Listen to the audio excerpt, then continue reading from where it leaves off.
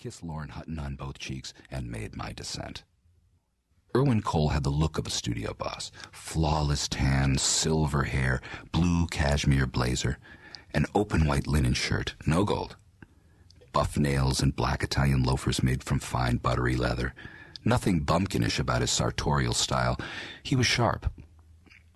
I knew he wouldn't be thrilled to see a face from Denver, but I pretended not to notice the conspicuous breach of his marital contract. And when he finally resigned himself to the indisputable fact of my presence, he worked up an almost genuine smile. "Willie Talburt, I'll be damned." "Irwin, going into the tinsel business?" "Just testing the waters. How are you?" "Great. Still writing?" "You famous yet? Seems you are." Irwin turned to the man on his right. "Handsome kid, huh, Henry?" If Irwin bought my charade, Henry Bloomstein did not.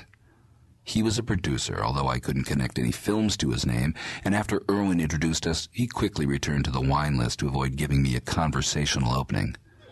"How's your pop?" Irwin continued. "I want to get him to Arizona to play golf." "Dad's fine. He and Geneva spent a lot of time in Mexico."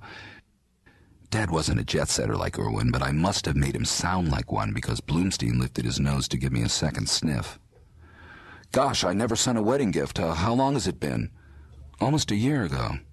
"That long?" Irwin turned toward Veronica. "Remind me to get them something." If he wanted me to think they were linked in a professional way, forget it. Whoever she was no Gal Friday. Irwin was slow with an introduction, but after he came across with it, I addressed the waiter by name, a detail not lost on Bloomstein, and ordered champagne. It was a grand gesture. Grander than I would have liked to make, but it was the only way I could stay at the table. Veronica seemed enthralled. Was I a young Irwin? There was nothing in my demeanor or dress to say I wasn't. My Armani suit, a hand-me-down from my best friend Edgar, was worth more than my battered station wagon. And my Hermes tie was elegant without being brash, implying just the right amount of rakish. For the moment, I was golden. I can't say I was surprised Irwin was pitching a movie. He'd always been theatrical, and showbiz was a natural evolution. His story was a buddy yarn about robbing a casino in Las Vegas, sort of Butch Cassidy meets Ocean's 11. Redford and Newman explode a bomb at Caesars. Naturally, nobody gets hurt. Our aging but still virile heroes phone to say another bomb has been planted and demand $10 million.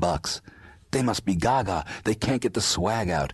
But Paul and Robert outsmart everyone, insist on being paid in diamonds, which they strap on to carrier pigeons. It wasn't a bad plot.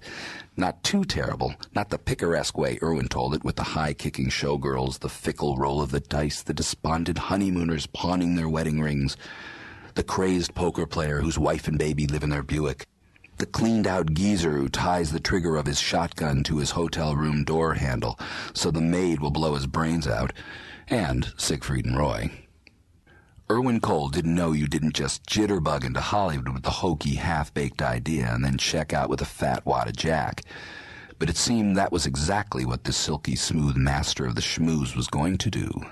Bloomstein, now giddy on my champagne, gushed that with himself attached, the studio would give him a development deal. All he needed was a treatment. Irwin had no idea what Henry was talking about, so I explained that a treatment was a story outline, 10 to 15 pages, a repeat of the spiel Irwin had so skillfully just delivered. "What does a writer get for a treatment?" Irwin asked. "Maybe $5,000 for an A-list writer," said Henry.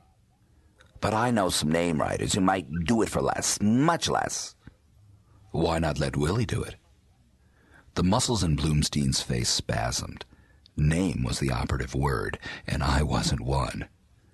I need to see some of his work," Veronica teased. "I'm sure he'll do fine." "I'd love to give it a try. Really." I shouldn't have been so anxious, but I would have poodle-humped his leg if necessary. Bloomstein didn't respond. Instead, he stuffed more pasta into his prissy mouth. "This seed money comes from the producer?" quizzed Irwin. "Sometimes. But if he writes it, you'd pay. With the studios, you only get one shot. And if the treatment isn't top-notch, well... Now that his wallet was involved, Irwin held me at closer scrutiny, and I felt myself shrinking in his estimation. "Henry," he said finally, "since our movie is about gambling, let's flip for Willie." Bloomstein knew he'd seem a piker if he refused, but all the same he squirmed for a long time before he agreed. Irwin tossed up a quarter, slapped it on the back of his hand, and let Henry make the call. Heads. It was tails. Bloomstein was livid. He scowled at me. "You write it. And if I like it, you'll get $1,500. If I don't, you get zip. That's the deal." I contemplated this gonad whose personality was that of a goiter, and knew I'd probably never see a dime. 2,000 and first right of refusal to write the screenplay. My Armani suit was talking. My suit was more confident than I was. "I said $1,500 and no strings." The vessel in Bloomstein's neck swelled so violently, I raised my hands in submission before his head exploded. I didn't care. I was happy. To celebrate, I ordered more champagne and let lovely Veronica cut me a slice of goat cheese pizza with sun-dried tomatoes. When the second bottle of Cristal arrived, Irwin, at my prodding, launched into one of his World War II stories and was soon on a gunboat in the Pacific. The sharks were circling. The commanding officer cracked. Young Irwin took charge. "Steady, men. Fire at will. Kill the yellow bastards." Tora, Tora, Tora. I cheered on the dive-bombing kamikazes, barely able to restrain my leg from brushing against Veronica's. Was Irwin bopping her? No doubt. But did she live in L.A.? Before I could obtain this most pertinent information, I was interrupted by breaking glass. I jerked around to see the last shards of shattered mirrors slide down the wall behind the bar as waiters ran to break up the ensuing scuffle. A direct hit, but not a single Jap in sight. It was Sammy McCoy. "Get your hands off me! She owes me an explanation!" Then I saw a cowboy hat and knew Sammy had bumped into Miss C&W, a country western singer, who had dropped him for a drummer from Tanya Tucker's band. Sammy broke free from the maitre d' and shouted across the dining room, "Come on, Talbert, let's blow this dump."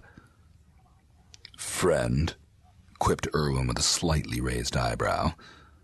"An actor," I said, as if that explained everything, which in my mind it did. Bloomstein was not sympathetic. I was guilty by association, and had committed the heinous crime of sitting next to him in this most hallowed public place. While Henry's head swiveled around the room appraising the damage to his reputation, Miss C&W's cowboy bodyguard swung at Sammy and missed. Sammy grabbed a water pitcher and flung it at the cowboy. A flurry of fists, and my buddy disappeared beneath a throng of bodies. I ignored him. Dinner was something I took seriously, and I scarfed down as much food as I could before Bloomstein imperiously ordered, "Go! Do something! Now!"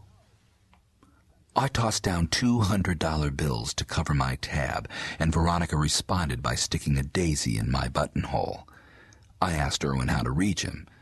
The Beverly Hills Hotel. Call in the morning.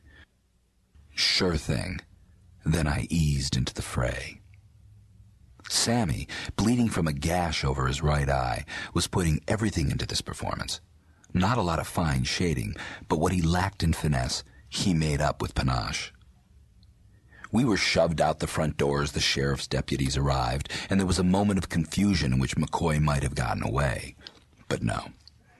Sammy wouldn't quit until someone yelled, "Cut!" Somehow he managed to drag Miss C&W outside with him, and when the paparazzi recognized her, they went into a camera-clicking feeding frenzy. Pop, pop, pop, pop, pop, pop, pop, pop, pop, pop. In the grim aftermath, I'm not sure what depressed Sammy more, being cuckolded or getting cropped out of the photograph that appeared in the Inquirer in which Miss C&W, all hair and nails and lipstick, mugged to the crowd while he was anonymously referred to as an overzealous fan. Knowing Sammy, I'll bet on the bungled publicity opportunity. Maybe it was the champagne. or the flower in my